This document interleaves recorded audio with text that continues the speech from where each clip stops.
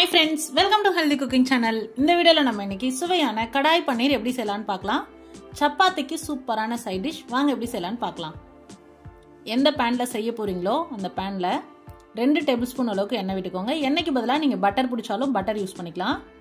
ஒரு medium size பெரிய வெங்காயம், ஒரு குடை மிளகாய், 100 கிராம் அளவுக்கு பன்னீர் இதெல்லாமும் சேர்த்துட்டு 1/2 டீஸ்பூன் அளவுக்கு மிளகாய் தூள், 1/4 டீஸ்பூன் அளவுக்கு தூள் உப்பு இது எல்லாத்தையும் சேர்த்து லைட்டா அந்த எண்ணெயிலே ரோஸ்ட் பண்ணி எடுத்துக்கணும். பாருங்க கொஞ்சம் நல்லா ரோஸ்ட் ஆகி வந்துருச்சு. இதை நம்ம இப்போ வேற ஒரு பிளேட்க்கு ட்ரான்ஸ்ஃபர் பண்ணிடலாம்.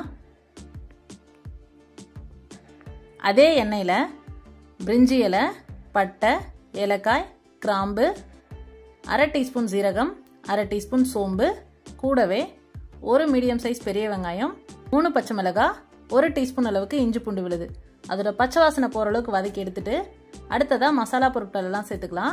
1/4 டீஸ்பூன் மஞ்சள் தூள், 1 டீஸ்பூன் மல்லித்தூள், 1/2 டீஸ்பூன் தனி மிளகாய் தூள், 1/4 டீஸ்பூன் கரம் மசாலா இதெல்லாமும் எண்ணெயில் கருகாமல் வறுத்து எடுத்துக்கோங்க. அடுத்ததாக 2 மீடியம் சைஸ் தக்காளி, கூடவே 1/2 டீஸ்பூன் அளவுக்கு கல்லுப்பு இது எல்லாத்தையும் சேர்த்து நல்லா தக்காளி வதங்கி வர அளவுக்கு வதக்கி எடுத்துக்கணும். அடுத்ததாக கொஞ்சமாக தண்ணி சேர்த்து அதோட மசாலா இந்த தக்காளி வெங்காயம் எல்லாமும் பச்சை வாசனை போகிற அளவுக்கு கொதிக்க வச்சு எடுத்துக்கணும்.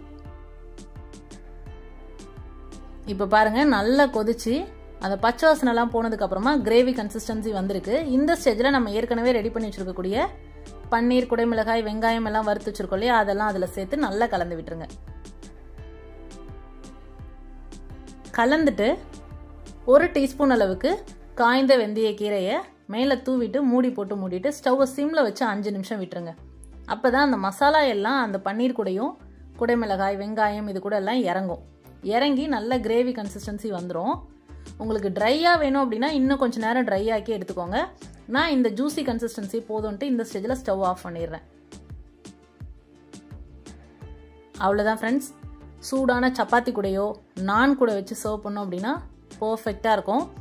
சுவையான கடாய் பன்னீர் எப்படி செய்யலாம்னு இந்த வீடியோவில் பார்த்தோம். இது போன்ற ஹெல்தி ரெசிபிஸ்க்கு மறக்காம ஹெல்தி குக்கிங் சேனலை சப்ஸ்கிரைப் பண்ணுங்க. இந்த வீடியோ உங்களுக்கு பிடிச்சிருந்தா லைக் பண்ணுங்க, ஷேர் பண்ணுங்க, கமெண்ட் பண்ணுங்க. தேங்க்ஸ் ஃபார் வாட்சிங்.